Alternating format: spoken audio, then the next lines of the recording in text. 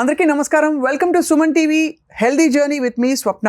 ఇవాళ మనకి అందరికీ సుపరిచిత వైద్య రంగ నిపుణులు, ప్రముఖ very well known radiologist and Avis hospital MD doctor Raja V Koppulu గారు ఉన్నారు.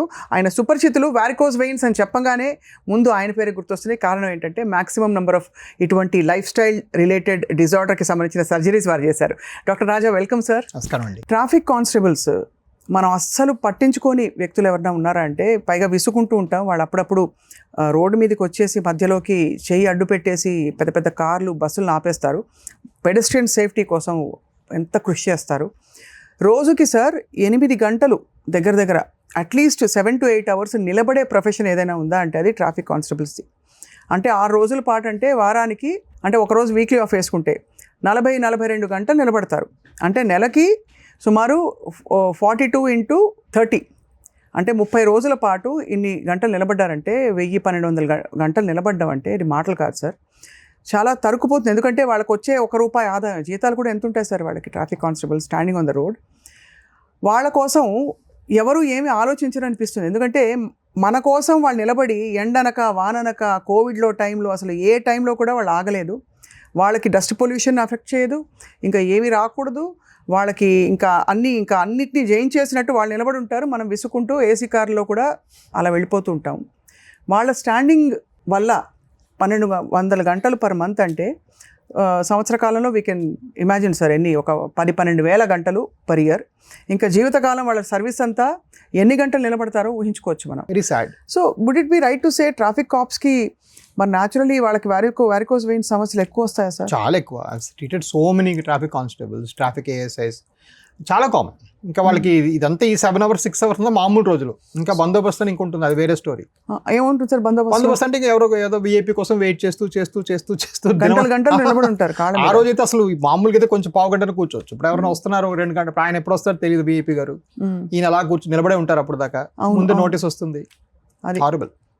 వాళ్ళకి ఎలా స్టార్ట్ అవుతాయి సార్? అసలు వాళ్ళకి తెలుస్తుందా సమస్య స్టార్ట్ అవుతుంది బాడీలోని? వాళ్ళకి పాపం తెలియదు. ఒక విధంగా కొంచెం వాళ్ళు ఎక్కడ ఎస్కేప్ అవుతారంటే వాళ్ళకి కొంచెం ఫిట్నెస్ ఎక్కువ ఉంటుంది. Because they're cops, right? So కొంచెం ఎక్సర్సైజ్ చేస్తారని ఫిట్నెస్ ఎక్కువ ఉంటుంది. కానీ డెఫినెట్గా మై గాడ్, ట్రాఫిక్ కాప్సే కాదు పాపం, లోవర్ లెవెల్ కాప్స్ చాలా మందిలో నేను ఆపరేట్, ఇప్పుడు almost more than 500-600 cops police వాళ్ళకి నేను ఆపరేట్ చేశాను. Very common. I mean they stand, వాళ్ళ హెవీ బూట్స్, పైగా వాళ్ళ బూట్స్ కూడా చాలా హెవీగా ఉంటుంది. That makes a difference. How does it make difference? Leg లాగుతూ ఉంటుంది. ఆల్రెడీ వెరికోస్ ఉన్నాయి, దానిలో బ్లడ్ అంతా పూల్ అయింది. ఈ బూట్స్ లో అలా ఇంకా పూల్ అవుతుంటుంది. హెవీ బూట్స్ అవి. So everything is dragging down right. In fact కొంతమందికి నేను లెటర్స్ ఇచ్చిన పాపం వాళ్ళకి they don't get exemptions from the boss. అంటే కొంచెం అలా కూడా జరిగే అవకాశాలు ఉంటాయి. ఏం ఎగ్జామ్షన్ ఇస్తారు అంటే మీరు బాబు సిట్టింగ్ జాబ్ ఇవ్వండి, అతనికి ట్రాన్స్ఫర్ చేయండి ఒక 6 నెలలు అంటే, మాకు వేకెన్సీ ఉన్నప్పుడు చేస్తామంటారు. వాళ్ళు మన ఇష్టం చేయలేరు. మరి వాళ్ళకి ఏంటి సార్ పరిష్కారం? పాపం చాలా కష్టం అండి, చాలా కష్టం. I have seen like some people, I mean literal గా they are on my phone dial, doctor గారు మళ్ళీ వచ్చినాయి పాపం రికరెన్స్. నొప్పులతో వస్తారా వాళ్ళు? వెరికోసే పుళ్ళు అయిపోతాయి, చాలా మందికి పుళ్ళు అయిపోతాయి. ఆ పుళ్ళ మీద మళ్ళీ సాక్స్ షూస్ వేసుకోవాలి. అఫ్ కోర్స్ మనం ఆపరేట్ చేస్తాము, బట్ తర్వాత కూడా కొన్ని బేసిక్ జాగ్రత్తలు ఉంటాయి కొంతమందికి. మరీ like 6, 8, 7 hours, 5 hours, 7 hours standing is very difficult okay spot లో.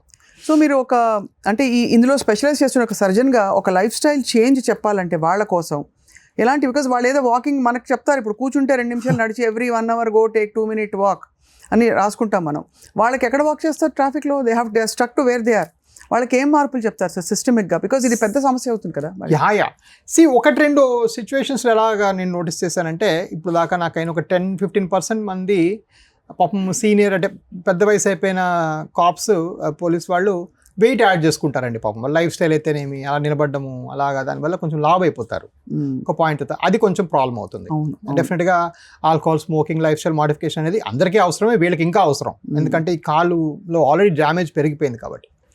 రెండోది మాత్రం డెఫినెట్గా నన్ను అడిగితే we have to create a system. At least ఇలాంటి ప్రాబ్లం వచ్చిన వాళ్ళకి కొంచెం ఆఫ్లైన్ తీసుకుపోవాలి డ్యూటీలోంచి. వాళ్ళకి డెస్క్ జాబ్స్ ఒక 3 నెలలు 4 నెలలు ఇచ్చి కొంచెం సెట్ అయ్యేదాకా వెయిట్ చేసి అప్పుడు మళ్ళీ రీడిప్లాయ్ చేయాలి.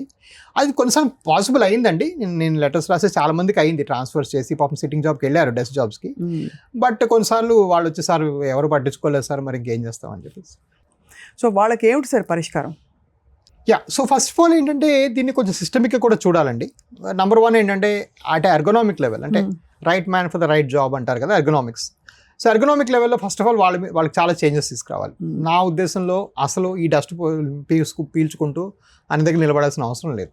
చాలా తక్కువ దగ్గరలో కొంచెం ప్రొటెక్టెడ్ అట్మాస్ఫియర్లో పెట్టేసి ప్రతి ఒక్కరు ఆ రూల్ ఫ్లౌట్ చేసిన ప్రతి ఒక్కరు ఫోటో తీసి ఫైన్ నోటీసులు పంపించేయడమే. వేరియస్ రీజన్స్కి ప్రభుత్వాల్లో అంటే నేను ఈ లో లెవెల్లో ఎప్పుడు తప్పట్నండి, ఎప్పుడు కూడా మిస్టేక్స్ పై లెవెల్లో అవుతాయి. సో ప్రభుత్వాల్లో ఏంటంటే ఆ నిశ్చయం లేదు, దృఢ నిశ్చయం. ఇప్పుడు ఒక చిన్న ఊర్లో 200-300 మందికి ఫైన్ నోటీస్ పంపితే రేపు పొద్దున ఓట్లు ఎవరు వేస్తారు అని ఒక ఎమ్మెల్యే గారు ఇలాగ ఆలోచించడం వల్ల కొంచెం దురదృష్టవశాత్తు ఇలాంటివి ఏవి అవ్వట్లేదు. ఇది అసలు కాస్తూ కూడుకున్న విషయం కానే కాదు. To put a tag on every number plate and వాడు ఆ లైన్ దాటగానే ఒక IoT డివైస్లో ఫోటో తీసి పంపించడం, ఫైన్ నోటీస్ సాయంకాలం కల్లా పంపడం ఈ రోజులో మనకున్న సిస్టమ్స్లో అసలు ఇంపాసిబుల్ కానే కాదు.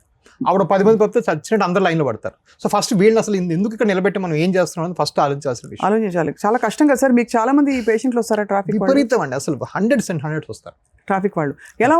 ఎలా మొదలవుతుంది వాళ్ళ నొప్పి? సో కాళ్ళు నొప్పులు, కాళ్ళు హెవీ బూట్స్, కాళ్ళు నొప్పులు, కాళ్ళు విపరీతమైన దురదలు, చీదలు అనిపించడం, ఆ తర్వాత ఏమో వాళ్ళు రావటం, మళ్ళీ వాళ్ళకి వచ్చే స్కీమ్స్ మొదట్లో వాళ్ళకి ఆరోగ్య భద్రత అవన్నీ ఉంటాయి. మళ్ళీ వాటిలో మళ్ళీ ఈ లేజర్స్ లేటెస్ట్ ప్రాసెస్ ఇంక్లూడ్ చేయడం ఒక పెద్ద బ్యూరోక్రసీ ఉంటుంది.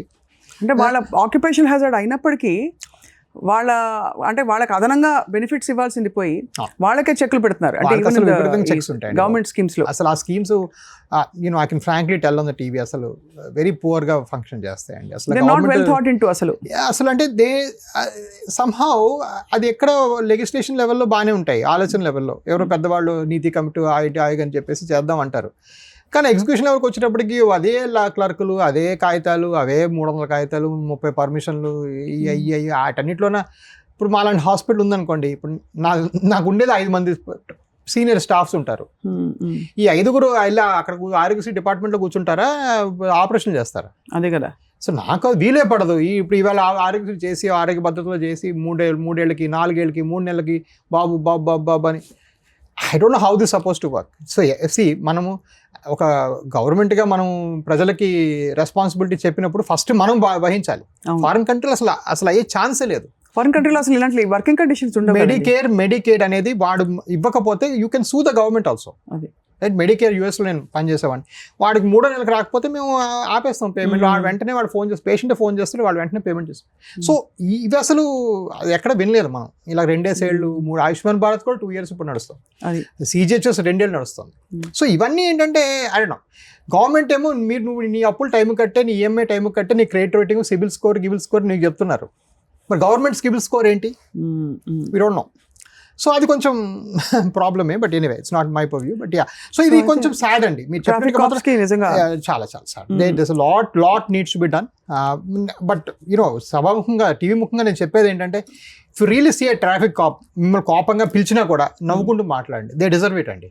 వెళ్ళి అప్పుడప్పుడు సార్ మంచి మనం 8 glasses ఆఫ్ వాటర్ ఈ పాష్ లివింగ్కి అలవాటు పడ్డాం. మన సిటీలో మన కూడళ్ళలో వెళ్ళి చూస్తే వాళ్ళు గంటల తరబడి అక్కడ ఉంటారు. ఆ మంచినీళ్ళ సీసాలు ఉన్నాయా అయిపోయా కూడా తెలియదు. అంటే how they are able to survive this rain and sun. సమ్మర్లో అయితే మరీ ఘోరం. సో డిజర్వ్ బ్రేక్ అండి. Really deserve a break sir. నిజంగా అసలు అనిపిస్తుంది. ఇప్పుడు ఎవిస్ హాస్పిటల్ని సంప్రదించండి. స్కానింగ్ కూడా ఫ్రీగా చేస్తున్నారు. Avis hospitals.